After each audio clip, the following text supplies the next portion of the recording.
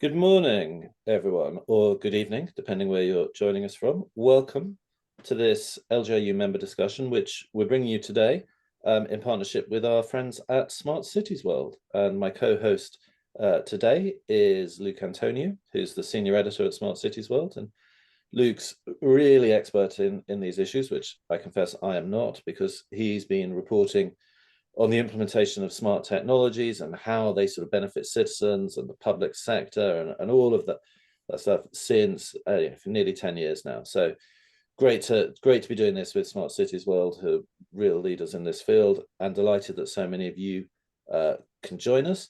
For those of you who don't know LJU, or perhaps only know us by getting our daily briefings or our daily news, you may not know we're the UK's largest independent local government membership body. We've got around 300 member organisations across the UK, Republic of Ireland and Australia, and we have about 30,000 people who connect with our work every day. What we do is we try and support local government, which means we try and support all of you every day in that incredible work you do for your communities, for your places. And our team of experts are always here to help keep you informed, engaged, connected, whether that's through guidance on legislation, through insight, analysis, shared learning, training, research, or opportunities like this, where we can come together with colleagues and really dig into some of the sort of key issues and key challenges that councils across the world are grappling with. So today we're talking about AI. It feels like everyone's talking about AI all the time, but we're going to be talking specifically about AI and local government and trying to add light to some of the heat and noise that gets generated around this. We know it's one of the subjects that whenever we publish a briefing or a case study or do anything about AI, it garners massive interest. People are really keen to understand more about it. So I'm delighted that today we've got an excellent panel who are going to take us through a discussion, and we're going to explore some questions around the role of AI and the data economy in stimulating local growth, local job creation, how we balance innovation and governance, and perhaps get into some of the issues around the ethical frameworks that can maintain public confidence in that, and I'm sure a whole load of other issues that our panelists raise and you all raise. So couple of housekeeping bits before we start. So this is it's a webinar, so if you could add your there's a chat and a Q&A function, and if you whack your questions into there, Luke's going to be sort of collating all of those and making sense of them, and he's then going to facilitate the Q&A after the panel discussion.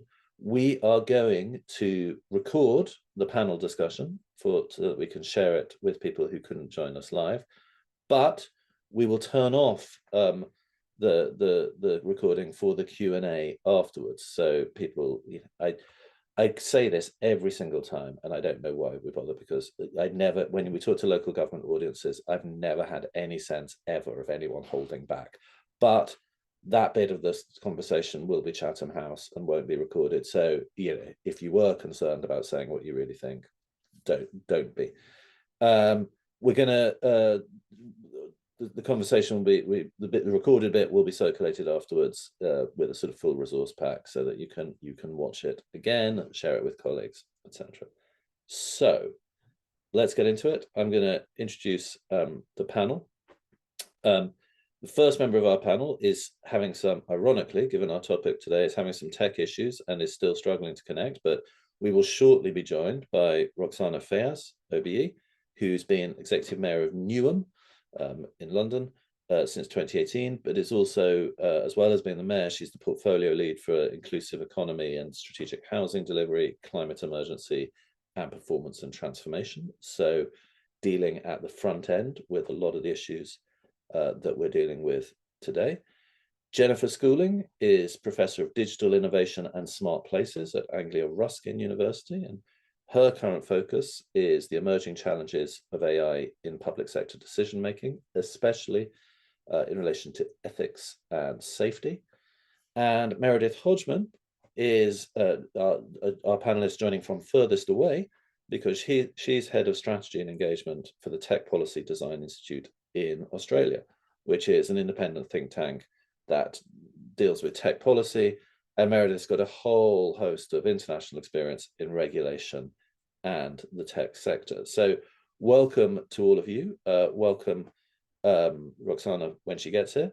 But let's start off, if we could, maybe just as a sort of introductory thing. Could each of you, we'll start with Jennifer and then go to Meredith, just because that's the order they appear on my screen. Just a sort of personal reflection, maybe for a minute or two, on how, we're all seeing AI crop up in our work more and more. Yeah, but for you, what are the key areas that excite you and or concern you as we sort of look at this emerging landscape? And where do you think the sort of, if you like, the biggest sort of areas of emergence are? Jennifer, I'll unfairly put you on the spot first and then come to Meredith. Okay, thank you. My kind of prime area of interest and concern in this is really around the kind of ethical and governance aspects of it. I do see that there's lots of potential for AI to help us deliver public services well. My concern at the moment is that the majority of use cases that we see are driven by efficiency and cost savings, which I always think is the wrong place to start when you're trying to change things. And the risk with all of this is that a lot of this is based on the large language models, so the sort of ChatGPT, generative AI side of things, which is, I think, where the biggest challenges lie. I think, my original background is an engineering background, and the use of machine learning, AI in that kind of large sort of processing large data sets and trying to find patterns in the data and use that to inform how we manage our infrastructure, for example. I think that is much less contentious. But perhaps the piece that people often forget, and I think this is more likely to be forgotten by engineers and people in the public sector, to be fair, is that the data that we train these models on is never neutral. It's always an artifact of what somebody decided was important to collect, how somebody decided to process it, what models they used to train it on, and so forth.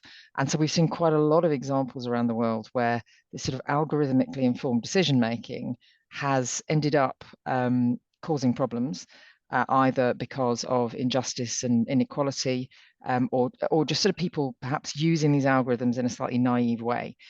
So my concern is how do we develop a culture where we retain agency over how we use these things? We don't get swept away by the new shiny toys that the tech sector want to sell us.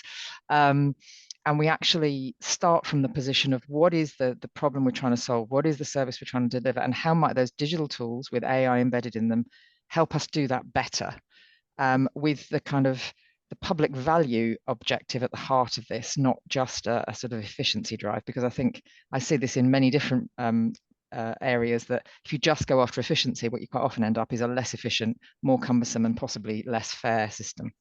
So I think I come from the realist / pragmatist / pessimist end of the spectrum on this. Yeah. Okay. Look, I do want to come back in a minute and talk very specifically around some of those issues around ethics and governance and how we manage these emerging technologies. So really helpful, and we'll pick up on all of that in more detail. Meredith, what are your kind of key, where do you see the sort of landscape emerging, and what excites and concerns you? Thanks, Jonathan. I suppose what initially sort of brought me to this space was actually the role of the citizen. So citizen data and the way that cities in particular are or are not utilising and using it. The various barriers and opportunities that arise out of that at that micro or local scale. But at the Tech Policy Design Institute, we've more recently just conducted a fairly significantly large project to define what is sovereign AI. And we've done that in aid of the development of the National AI Plan. And it's not publicly released for discussion yet, but what I can say is that there are over 90 subcategories of AI-related sovereign abilities. And the reason that holds me here today, and what I think is really pertinent, is that this lack of common language prevents us from addressing things like digital literacy. It prevents us from designing decent business cases for procurement, leading to technology lockout. It prevents a variety of accessibility issues and ultimately stops the diffusion of innovation and adoption across the economy. And I'll bring back to one very tangible example where in obviously Australia is a federation, so the role of the local government is pretty different, roads, rates and rubbish sort of scenario to perhaps some other countries. But there was a brilliant piece of work done by the Automated Decision Making Society. It's effectively the ADM plus S here in Australia, where they did an audit of all of the automated decision making applications across government in New South Wales. And it was really, really fascinating just how many government agencies at the state level and indeed the local level really didn't understand that automated decision making is a kind of AI.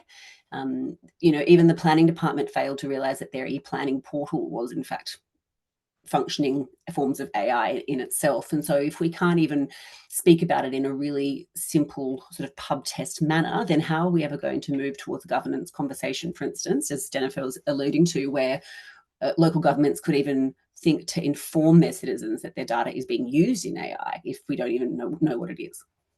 Yeah, that's really important. And I think a lot of the sort of public discussion with citizens sort of still operates at a slightly sort of magical science fiction level, and I'm not sure that we all have that kind of shared understanding of what we're actually talking about and what there's a range of different technologies that we're talking about is. And that's really, really important. Turning for a moment, and we'll come back to all of that, to the sort of opportunities, and again trying to get beyond the sort of hype and thinking about where you've seen AI actually sort of helping in the councils or elsewhere in the public sector to deliver outcomes. How are you seeing the sort of, Jennifer, you talked about the sort of use cases that are the sort of, I think you were implying were fairly narrowly based around efficiency. Are there any sort of better examples? What do you think are the sort of best use cases that you're seeing emerge around service improvement?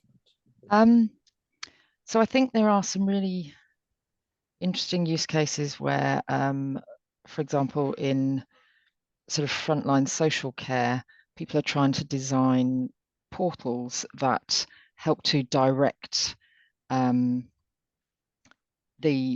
service users to sort of speed up the ability to get service users' needs addressed by looking at, if someone's asking for, I need a grab rail, then that gets sent straight through to the team that can go out and sort that out. Whereas people who have more complex needs, that then gets sent to the team that needs to sort of do the more complex triaging. And what they're seeing this do is help to make sure that people's attention is given to those more complex cases. You're not having a human having to do that first phase triage.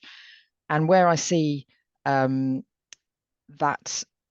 the useful protections that go with that are the person who asks for a grab rail, a human then goes to see them because they install the grab rail, and then that human can also be trained to say, well, is there something more complex going on here? Is it actually more than a grab rail that's needed? So you're not missing out on the human in the loop, but you're helping to more efficiently direct resources, and the people who have those more, if you like, complex skills that they've learned over a long period of time are then directing their efforts in the most important areas. Similarly, I've seen some really nice examples. There was a project done by Swindon Borough Council with Amazon, where they developed a translation service that was kind of mainly focused on, I think, medical information. And that was the point of that was to enable rapid translation of documents in a borough where they have something like 60 languages spoken at any one time, and a sort of formal translation service can take weeks to get documents to you. And if you're a parent at the doctor's with your child, you want something that's going to kind of give you the information that you need as quickly as possible. But again, it's not, there's still human in the loop information in there. And we're not relying on it for the big decisions about people's lives. It's more about providing information. So I think where it's supporting people in their jobs, I think it's doing some really good things. My hesitation is where the algorithm by itself makes the decision. In some cases, that's okay. I mean, if you're looking at things like timing of traffic lights, fine. you use a sensor to see how much congestion there is, and you use a model that will help you time those lights to get as much traffic through the junction as possible. But when you're looking at things that are about who gets benefits, I think we need to be more cautious and make sure that we have people examining the recommendations, or kind of we make sure that any potential hazard or risk of missing someone in the process is captured. But there are some really nice examples of those kinds of things out there. Right. Meredith, what are you seeing as the sort of positive use cases around public service improvement with that focus on citizen outcomes? Usually it's a little longer in the conversation before I start admitting to having policy crushes, but Australia's not in the same maturity level as the UK in many areas, but particularly in terms of our privacy reforms. So the use cases that we see progressing the most quickly would be areas where there's actually not a lot of people or personal information connected. So Australia's quite strong in mining automations and various environmental automations, but at the local level, that really translates into garbage collection, sorting out the way that we are recycling or not recycling, or identifying potholes. So those are very tactical examples, and I wanted to sort of call that out at its heart first. But we are seeing some leaps and jumps when it comes to the creation of decent data lakes in Australia. And because I suppose we're not inheriting legacy systems, there is quite a lot of avenue and opportunity for government to apply it quite quickly, or to apply AI apply and explore with various AI technologies. At the moment, I think probably the most exciting things I've really seen have been ones that better help with citizen engagement, though still at the end of the day, what really, when citizens opt in and they actually are willing to share and are being in control of the data that they're sharing, there's much better forums for whether it's sort of crowdsourced budgeting, or whether it's voting on community priorities, etc. There's a lot of really beautiful consultation happening in that type of space. Yeah, not for now, but at some point there's a real sort of policy wonk deep dive we could go into about whether the federal system hinders or helps that, having that sort of layer of state government that we don't have, which is I think in all sorts of ways provides an interesting scale for doing things in Australia. Well, perhaps I should caveat at least saying that there are at least two territories in Australia that aren't subject to quite as much of it. So if you're a placemaker or a city builder in the ACT or the Northern Territory, you're going to have a lot less regulatory planning hurdles. What about let's think about the sort of the innovation as a sort of economic stimulus. How far do we think we're seeing AI and the sort of the data economy starting to stimulate local innovation, local job creation? That's something I particularly want to ask Roxana about, but she's coming in and out. I think her tech is still failing, but so we'll come back to her on that. But do either of you see? Let's flip it around. Let's start with Meredith and then go to Jennifer. From a skills basis, it's a very binary conversation happening in Australia at the moment, very black or white. Are we going to lose our jobs, or are we going to, proliferate thousands of jobs? And I always try to encourage people to think about it in much more of a grey sense of being. And I think this comes back to the heart of why a common language is super important, because a lot of yes, AI is going to fundamentally change, particularly entry-level roles. In less than 2 years, AI will be able to do the basic capabilities of an entry-level cybersecurity officer. However, that's not to say that there's not going to be equally new roles that are out there, so the focus really comes on reskilling, and that's where I think there's a lot of opportunity, that the excitement is yet to come. You might be a business analyst that actually has 80% of the skill stack that's required to be an AI engineer, or various different shades and forms and subsectors of AI skill requirements. And anyone who's committed to lifelong learning can start to really explore those types of things. And I think that it is going to need, however, a fairly strong vote of support and investment from all organisations, but in Australia particularly from the governments, and actually investing in digital literacy for their employees. Yeah, that's really interesting. Roxana, can you hear us at this point, Roxana? I can finally. I am so sorry. Oh, don't worry. I'm going to give you a moment. I'm going to tell you the question, then go to Jennifer to give you a moment to think. So we've just been talking about, so I asked both Jennifer and Meredith to sort of give a general overview of what excites them and worries them about the emerging AI landscape. And we're now talking very specifically about what is the role of AI and of the data economy in stimulating local economic development, jobs, skills, etc., which I know is something that you guys have thought quite a lot about in Newham. So I'll come to you about that in a second, but I'll give you breathing space. Ask Jennifer to respond to that first. So bearing in mind I'm an academic and not a counsellor or anything like that, I'm not a practitioner, but I have worked quite a lot with practitioners. I mean, I sit in the city of Cambridge, which is, you know, sort of sometimes referred to as Silicon Fen, where there's an awful lot of kind of tech startups that happen that come out of the two universities. There's quite a sort of thriving economy in many ways. I think the challenge we see in this city, though, is that it is one of the most unequal cities in the UK. It's not the poorest, but it's one of the most unequal cities. And so the thing we're working on, and actually I'm going to be at a conference this afternoon run by Innovate Cambridge, is how do we create the opportunities for those in society who haven't to date been served by the kind of innovation economy that we have here. And I think actually AI can help with some of that. Because it does democratize access. It can democratize access to technology. You know, for the first time, people who aren't programmers can interact with the tool and ask it to do things for them. Now, one can have a debate with computer scientists as to how well it does that, but it does at least create the opportunity for people to explore those things. So I think there is some potential for it, but I think we're kind of yet to see quite how that's going to play out, certainly around here. I mean, I'm sure, Roxana, you'll have much more informed things to say than I have. So, well, let's bring in Roxana. Roxana, you know that, I mean, Jennifer talked about inequality. Obviously, at Newham, you have issues around inequality, you have issues around deprivation, but you're also doing some really exciting things around economic development in general, but also around the use of the data economy, AI. How do you see this playing out in terms of that local economic stimulation? I see it as fundamental, but it doesn't discount and displace the all-important fundamental characteristics of a local economy, i.e. you will still need residents to be able to access high street shops to buy stuff, because not everyone wants to or can shop online, and you may not necessarily want to be able to facilitate online shopping to the degree that you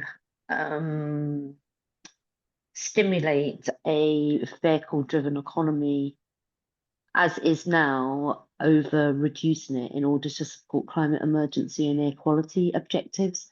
What we've done in Newham through a evolution of our inclusive economy strategy and agenda that we've been pursuing for the past several years. Over the summer, we most recently published our new growth plan, and we've given a lot of prominence to the data economy, linked very much to understanding and appreciating that the world of work is changing, that there's a skills requirement and aptitude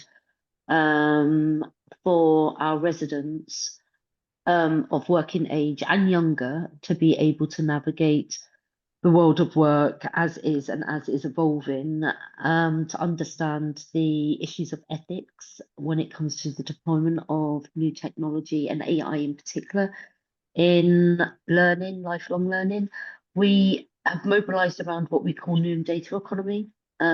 We are a borough where we've got some 2 major data centres coming. We have 2 emerged, well, one emerging innovation district. We have strategic partnerships with the likes of Bloomberg, Microsoft, AWS, Girls in Data.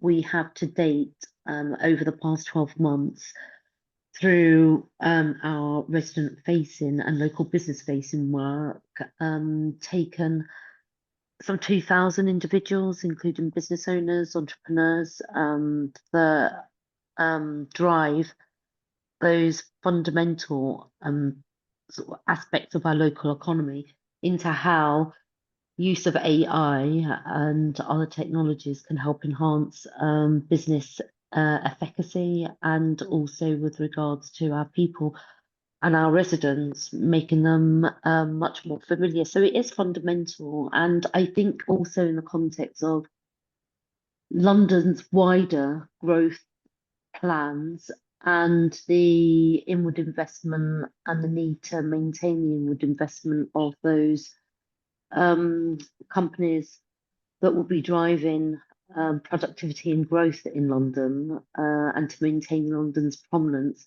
We've given a lot of thought to how Newham can be part of that alongside other areas of London. So there's some really interesting stuff happening in Fulham around inward investment of sort of tech sector, as it were.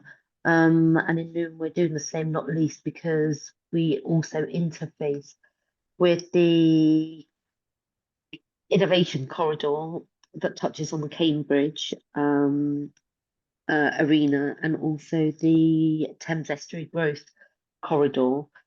And to the point that was made, not all things are equal. And similarly, the life experiences of people are not equal, and how do we make them more equalized in this emerging new era? So that's been our focus, just as a starting point.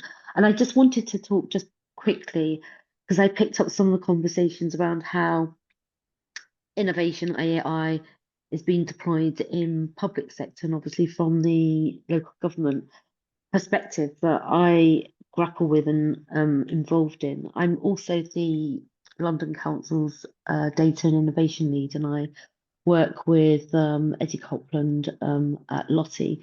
And there are two things that we've been grappling with and advancing. One is local government in London and elsewhere facing significant financial challenges.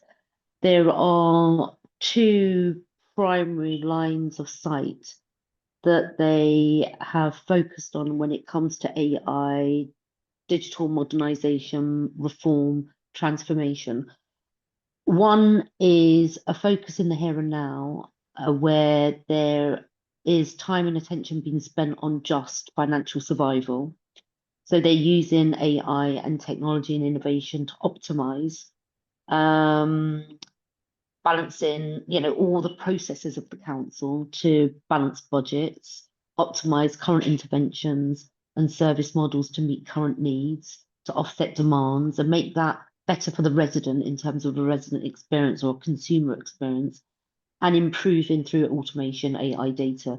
What we're also needing to do as a local government sector and a local government family is actually begin to focus that we need to create the bandwidth on transformation, creating new services that are effective and financially sustainable for the long term, develop new intervention and service models that address underlying needs in order to offset the higher cost pressures facing councils, and then be part of developing full innovation toolkits that includes rethinking the role of public sector organisations. And we need to start thinking about local government as is required in 5, 10, 15, 20 years time from now. Yeah, let's come back to that question of what the future, what that future state looks like. But before we do that, you've all talked about ethics, and you've all talked about, so we've talked about some of the potential, but you've all mentioned sort of ethics and sort of public trust and how we need to take people with us. So if we're thinking about how we want to balance that sort of, that drive to sort of be innovative, to do transformation, we know, and as Roxana's pointing out, we know, and this is true in Australia. It's not as urgently true in Australia, but it's coming down the track. We know that local government organisations and other public sector organisations need to transform how they deliver public services if they are to keep track of mounting demand.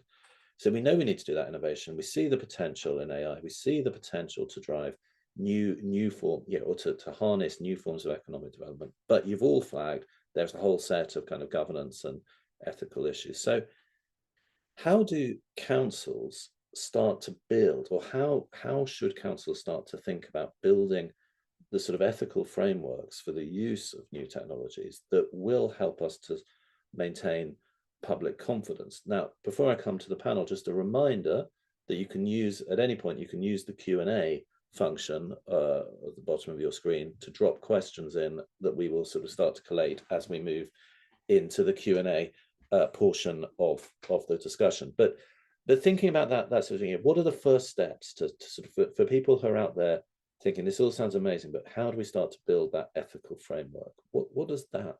How do we get into that? Meredith, I'll come to you first. Yeah, so I'm trying to think about a good way to answer this that could sort of equate to the UK scenario. I still this sort of the policy envy within me, but I really resonate a lot with Roxana, your comments about the need to really look forward and make sure that we've got the sustainable governance institutes that are trusted in place in the future. And more often than not in Australia, we see when collectives of government, so whether it's like a regional organisation of government or like a metropolitan, GLA equivalent type thing, come together to pool around things like procurement, etc. It's only really been possible to do that sort of cross-government. The scale is really important in Australia. So if you're a business or, even if you're a citizen, the microscopic size of our LGAs and the lack of people we have, there can be a really big barrier. So it's the councils that have done these sort of collective regional agreements where they get together and they nut out exactly what they would like, their AI policies or their privacy policies, or how they may or may not relate to various state legislations, or they negotiate as a block with various data providers, etc., and so forth. And these things don't come quickly, but it's been quite, I think it's impressive, and because you then see iterative improvement. So someone goes first and sort of does the hard yards, and then it gets easier and easier and easier. And they're not mutually exclusive. You might have like 6 councils over here that are all procuring one particular AI product together, but there might be an overlapping 8 councils with that 6 councils that have their regional policies. And I love that because it's localized enough that the citizens can really get involved in it. It's at scale enough that the local government can have a consolidated voice with the other levels of government around it, and it's at a medium scale. It means the conversation's meaningful. So I hope that's sort of comparatively phrased for the UK audience. Absolutely, and actually, policy envy is a two-way street. I think as we move into more sub-regional strategic authority structures in the UK, actually some of that, one of the things we're interested in is how you take some of those Australian examples of councils working together to do collective stuff at a sub-regional level, in a different framework, but actually the operations of that are quite interesting, and the sorts of conversations and ability to collaborate is something that I think we need to learn from here. So it's a really useful point that cuts across. Jennifer, it's a big focus of your work. Because I think a lot of people will be thinking, right, I get that, I get that we need ethical frameworks. I get that, and local government's quite good at that in some ways, but that always feels slow and difficult, and everything's moving so fast. And how do you begin? So I think, it is a real challenge. At the moment, there is a lack of kind of centralized guidance that's been, because it's a new area, so we're still figuring it out as a society. There are some really helpful things that have been produced by the Local Government Association and by Socketum that people can start with. But I think, but this is still all emerging, and part of my research is actually a project to look at how do we help people at the front line of this to do this better. And we're reviewing all of the legislation that's out there. There's so in a way there's too much stuff and there's not enough stuff. It's all quite high level, and not enough of it is down at the kind of actionable level of, if I'm doing my job, how do I take account of this? So I think we have to start from where we are. And there's a couple of things that I think are really helpful. So some councils I've seen are setting up kind of AI ethics and governance boards, or if they've already got an ethics governance board for something else, they're adding AI to that and using that process. But I think the other thing we have to remember is we're not new to using data in the public sector and the issues that come with being conscious of fairness and all that sort of thing.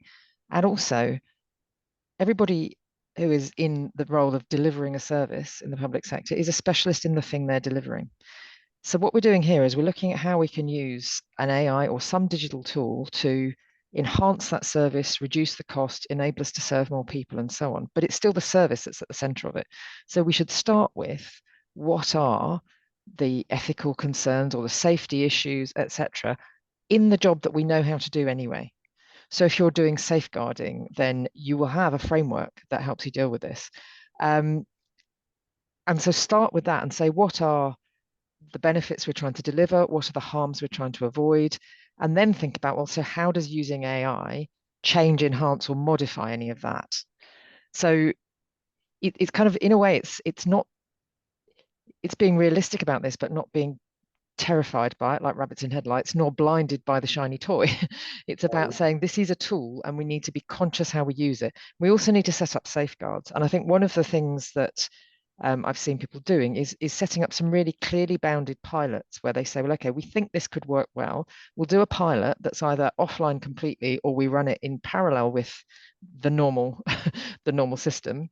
And this is, I mean, I come originally from a product development background, and this is always what you would do. You would test the new thing alongside the existing thing to to see how it works. You need to anticipate how things could go wrong, and then say, and how do we watch out for those things? But always start in a very kind of contained space where actually no harm will occur because this is a sort of a parallel activity. That's so interesting, and I think that also that reaches back to sort of the point Meredith made at the beginning about language. It's almost what I'm taking from that, Jennifer, is that it's almost a mistake to kind of talk about AI. You need to be talking about what is it I'm trying to do? What's the service we're trying to redesign here? How do we apply this particular set of tools, some of which may be digital, some of which may be based on, you know, what new emerging technologies, and how do we, and what sort of frameworks do we need to put around? So it's that point again about just having a sort of sweeping. I mean, I know we've framed this event as AI, but maybe that's not helpful. Maybe we need to be much more granular in the way we talk about this. And I think we have to recognize that for all the marketing hype that has called it artificial intelligence, it is not intelligent. Right. Mostly it's basically a statistical machine.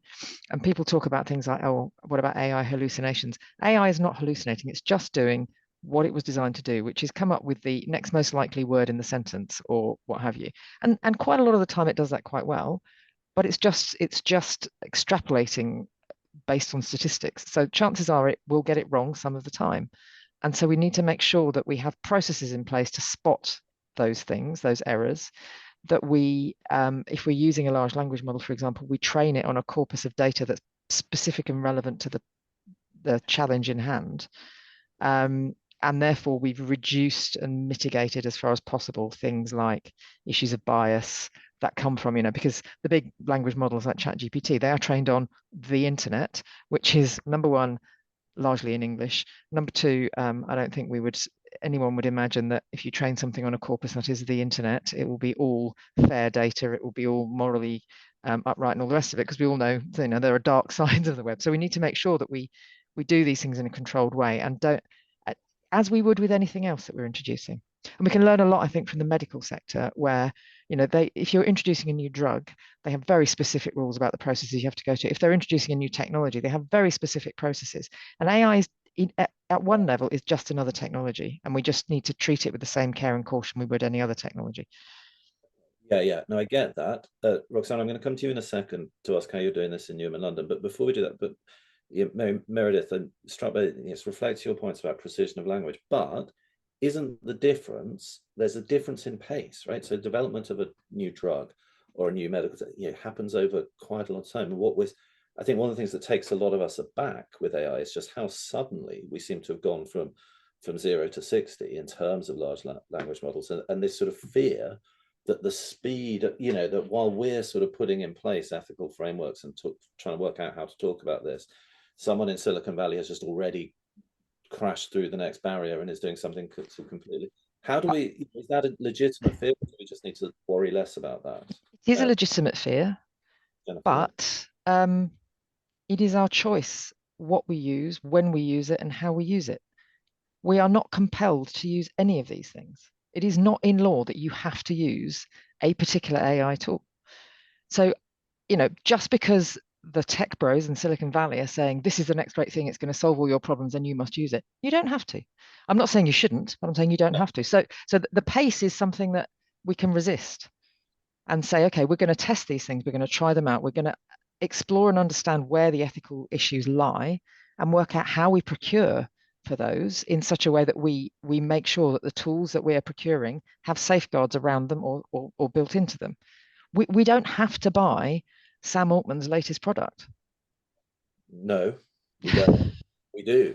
I mean, we do it. Yeah. Meredith, what's your take? How do you think we manage that issue of pace and frameworks? And the CEO of the City of Sydney here says, she's quite famous for saying, hurry up and go slowly, Monica Barone. That's one of my favorite quotes when it comes to technology, really, across the board. But Jennifer, so much resonated with quite a few of your points there. Particularly the right to refuse. When we're exploring things like civic rights and civil society and how we can better build capability and understanding about engaging with and deploying AI, sometimes you forget about the things that you can't measure, but it's things like the right to refuse. But actually, governments do need to think through and make sure that there are mechanisms in place, whether it's for willingly saying I don't want to participate, or whether it's because of a lack of digital literacy and a lack of understanding about what they're giving away. And then just one other thing I want to mention, and it does come back to me harping on about common language, is that so often we equate LLMs as AI. We think of AI and we go, oh yes, a large language model, but there are so many types of AI, and very convoluted words, which I'm not actually the technical expert in, relating to, literally convolutional neural networks, lots of things that apply to robotics, certainly generative models that apply to various simulations, etc., and so forth. And I do think that I've seen, like, not just in Australia, but certainly in the UK as well, really lovely examples where robotics are coming into play within society and within citizen applications, particularly in healthcare, etc., and so forth. And certainly in creativity as well. And when we're thinking about the AI and the application of AI at the local government level, I don't like, and how we stimulate the economy from it. It's not just about the productivity, it's also about the creativity and the application and the artists and the cultural translation. So I encourage people to grapple with a language enough that it's meaningful, so that it's still technically accurate, but that we can talk about it in a more nuanced manner, so that we aren't just locking ourselves into LLMs. Yeah, that's really, really helpful. I think also your earlier comment, the importance of leadership in this. I mean, I was just thinking, Monica Barone tells me to go slowly, I'll go slowly, because she's an inspirational leader, and you sort of do what. So how we exercise sort of leadership in this is really important. Jennifer wants to get back in, so I'm going to come to her briefly, and then I'm going to ask Roxana how you're managing this in Newham, talking of leadership in Newham, and indeed at a London Council's level. So Jennifer, and then I'll bring in Roxana. I just wanted to share a couple of anecdotes from my own career experience about technology. So particularly AI in one of the instances. So in my previous role, I ran something called the Centre for Smart Infrastructure and Construction at the University of Cambridge. And when you are in the world we're in now, where we can use Internet of Things sensors to produce huge amounts of data, we can't possibly analyze that data in the traditional way. An Excel spreadsheet can't even read it all in. So you've got to use new tools. And we were exploring the use of AI, which is really helpful in this case. And we were working with colleagues at another university who were really clever at the whole algorithmic analysis, etc. And what was interesting and entertaining was they were looking for patterns in the data, which is essentially what all of these tools do. And they came to us and said, oh, we found this really interesting pattern in the data. We think this could be something really exciting. And we looked at it and we scratched our heads for a couple of days and went, yes, this is actually just an artifact of the way the machine that is collecting the data works. So they'd picked up some signal that the machine itself was generating that sort of is reflected in the data as noise almost. They also found some really useful trends in the data, but the key thing is the statistical machine doesn't know what that pattern means. It needed the humans to interpret the pattern. The other thing from a previous role, I worked in manufacturing, and we had a situation, just to reflect on robotics, which can be amazing. Car manufacturing has been transformed by it, but we were making very particular machines. And at the time, robotics was the latest hype wave, and the company really wanted to introduce robotics onto the manufacturing line. But by the time they had redesigned the product so that the robots could assemble it, it was actually cheaper to employ people to do it than to buy the robot to do it. So sometimes the process of actually thinking through what would we have to do to deploy the technology, that in itself is a useful exercise and helps us streamline our processes or rethink things. Sometimes you just have to go back to square one and say, gosh, we've been layering things on over the many years. Actually, what is it we're trying to achieve? How do we get there? And then which bits of this can digitalization and technologies like AI help with? And then is it the best thing to do or not? again, I'm getting this, you know, it's about breaking it down, not thinking about getting blinded by the whole thing, but trying to break down very precisely into thinking about tools and outcomes and objectives.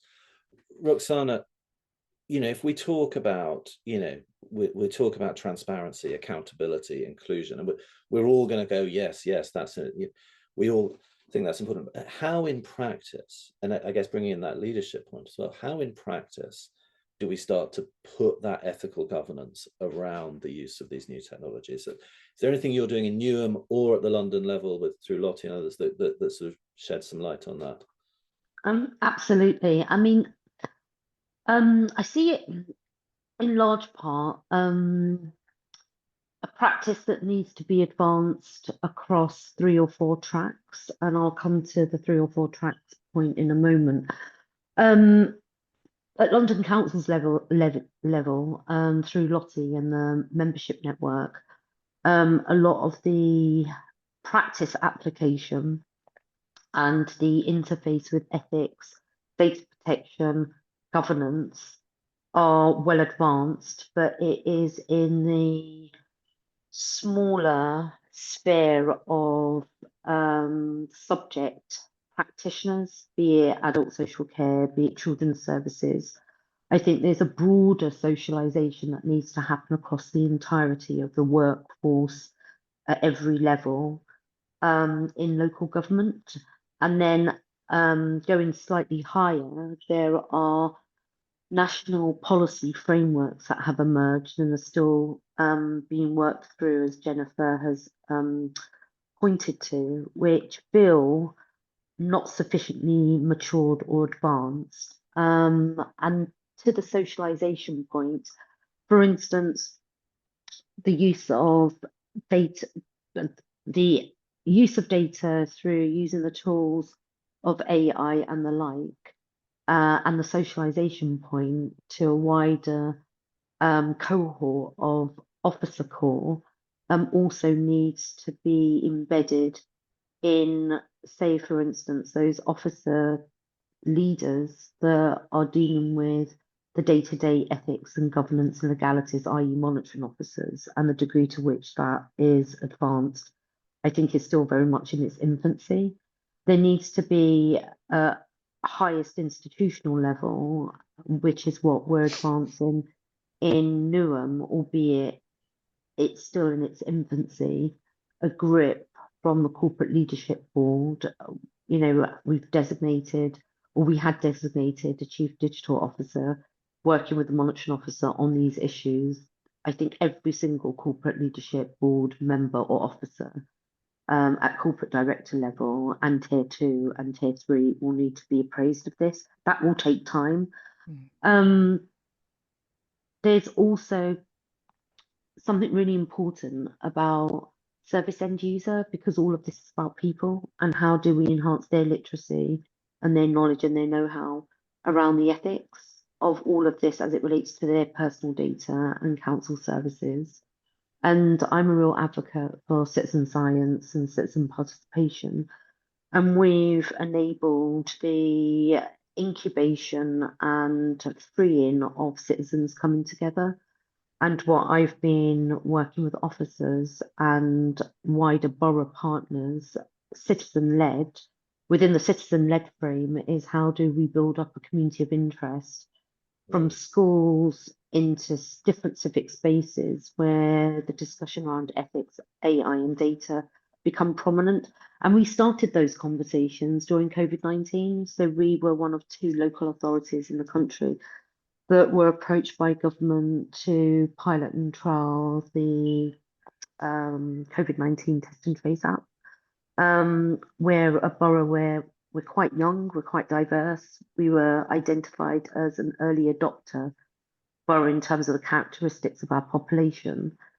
So it's happening, but it's happening to a degree without the critique lens being applied by some of our residents and how we keep them safe in their engagement with all of these issues. And we've started that, but it's very much in its infancy because it's a huge heavy lifting task as well. Yeah, that's I mean, at that point, isn't it, that no council is an island, both in terms of working with other councils, but also it's not just the council, it's schools, it's healthcare providers, it's other public sector. There has to be this sort of, it has to reach beyond the council. Look, so we've talked about some of the opportunities. We've talked about a lot about the sort of ethical frameworks and developments of that. That's moving us into a space, Roxana. You talked about sort of people and skills, and you mentioned monitoring officers and how. So, Jennifer, I'll bring you in. But I'd like to think a little bit about that. I guess reflecting on the point that this isn't, AI is just not a separate thing that exists in a sort of weird sort of parallel universe. We need to think about the infrastructure that sits behind it, both the technical infrastructure, but also the sort of the skills infrastructure and the sort of social infrastructure. How do we start to sort of upskill people to not just to use the tools, but to have these sort of conversations and to put things into the sort of context that you're all talking about? Jennifer. I think that's a really good question. And I mean, Roxana was raising the point about kind of training, and we all, in public sector bodies, we all have to do training about bias and not taking bribes, bribery and corruption training, all that sort of thing. We all have to do those bits of training, and we need to get to the point where we can develop a similar sort of just even an entry level course about AI, which tells you what it can do, what it can't do, what it's good for, what it's not good for, what the moral and ethical hazards are that we need to be conscious of, and that sort of thing that probably everybody needs to sit through. But I think we're probably still learning what's needed. So it's a bit of a challenge to write that kind of training at the moment. But I think the other thing we need to do is, and this is again to Roxana's point, engage the users in the sort of scoping and the design of the tools. And by users, I mean service users or recipients, but also the people within the council organisations who are going to use the tools to help deliver services, because they need to be happy and confident that the thing does what they need it to, what they want it to, and in a way, no more. So we need a range of people involved in defining what and how these things might get deployed.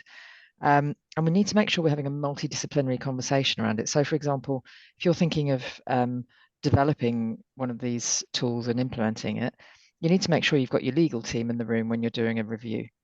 And I think it's quite important to treat this as one would any other kind of new development, where you have a stage gate process where you start with, okay, what is it we're trying to achieve? What are we trying to design? Let's review that. What is it we're trying to improve? What's the value we're trying to deliver by doing this? And you have everybody in the room at that point as part of the scoping, but also as part of kind of raising the questions that might need to be addressed. Like, well, what are the legal frameworks we need around this? Or if it goes wrong, what are we opening ourselves up to in terms of liability, for example? Because, for example, in the planning process, there are liabilities that the local council has. So if it's using AI tools, that doesn't get around its legal liabilities to do things in a fair and correct way. So you need those kind of multidisciplinary conversations. And I think really having a staged approach where you come back to these things and you assess, well, how well has the pilot worked? Has it addressed the questions? Has it raised new questions? It might well raise new questions, and that's fine. And be conscious that different kinds of project will take different amounts of time to introduce. Some very simple things might only take a matter of months. Some things which are much harder might take you several years to get to a point of maturity where you're happy to say, yes, we've signed this off. That doesn't mean you don't use it. It means you use it in a guarded way, and you roll it out gradually, and kind of expand its use in a way that is managed so that the hazards are found and fixed. Right, but okay, so partly that's about building its technical skills and training, but partly that's about creating a culture, isn't it? Creating yes, in which you're sort of you're treating this in the right way, and that you come back to it. So, for example, we've got many examples of chatbots. My thing I love to hate most, and possibly some chatbots work well. Quite a lot of them don't, in my personal opinion, but that's my own bête noire. But the thing about that is, the first time you launch something like a chatbot, it's probably not going to be brilliant. But then you need to make sure you get feedback, and you come back, and it's like a maintenance process. It's like having a car. You don't buy a car and then never oil it, never take it to the service center, never do anything with it. and when someone's designing a car, all to the more point, they get user experience of it. They take feedback. They say, well, does this work or not? So it's about deploying the skills we already have, but to a different set of processes. Yeah, that's really helpful. Meredith, how have you seen people doing that, successfully doing that upskilling within organizations? Yeah, we like to think about, like I said, we've just done this massive sort of definitions project. So within that framework, we like to think about AI skills for deploying and working with AI, but also AI skills for living. And I think both of those really, again, start with having this common language, whether it's about defining the AI stack, like the technical stack, or whether it's about defining the AI supply chain. And that really comes right down to a very significant degree of importance in the skills sector when it comes to communicating what we would call an occupations framework. So for instance, here in Australia, we're increasingly moving towards using a system called Sophia, which stands for the Skills Framework for the Information Age. It's an EU framework, so I'm not really sure if the UK uses it. I won't be surprised if you do. But through the British Computer Society, perhaps. But we use that here to marry up and sort of like a Dewey Decimal System, I suppose, if you will, for skills. So it's a classification system for the actual skill sets themselves. And you use that to marry up the difference between what the language that the job hunters are using, the language that the job advertisements are using, and then the language that the universities and the courses are offering. Because quite often they don't use the same language. So that means, like, how do you search for a job, or how do you demonstrate your skills for that job? And increasingly, of course, we're also seeing the global trend away from broader degrees when it comes to keeping up with the pace of technology, and actually having stackable skills-based credentials is much more meaningful, both from the pace of technology, but also from improving participation in the workforce. So if you're working full-time, you might not have time or the money to go back full-time, or if you're on maternity leave, you might actually have the bandwidth to do one micro credential, or people who can't afford to do a full-on degree might be able to afford to do a smaller course. So it's this commitment to lifelong learning, and really leaning on the importance of, again, government acknowledging the need to actually invest in the skills that people will need for the jobs that they have for reskilling purposes. So I think it's certainly in Australia we have a bit of tension around, will AI cost us jobs, particularly within the public sector. And so I think getting ahead of that and really having a bit of a benchmark about what is the current capability within your organization. You can assess it by the Sophia Skill Standards again, and then you think about where you want to go in terms of your transformation journey, and start to think about, okay, well, where should we be upskilling the employees that we already have? Like, where does it make sense? Like, where is there, like I say, sort of an 80% threshold where actually this whole group of employees only really need to upskill by 20%, versus where should we go and hire independent individuals or experts that can bring in the skills that we just possibly can't uptrain internally. So that's one big chunk there. But I think, unfortunately, and we are seeing the APS here, and the Australian Public Service here in Australia, adopt Sophia, and that is a good thing. But I think the trickle down into the skills base for living with AI is a little bit interrelated to the public sector upskilling quickly as well. So the longer it takes for the public sector to invest and to accelerate in this space, I think we'll see slower or patchier upgrades to various public digital literacy, particularly for vulnerable communities. That's really interesting. Yeah. So yeah, trying to sort of bring all that along in kind of not tandem, in sort of in sync is very important. Smart Cities World colleagues may know if we use that Sophia framework in the UK. I don't know that.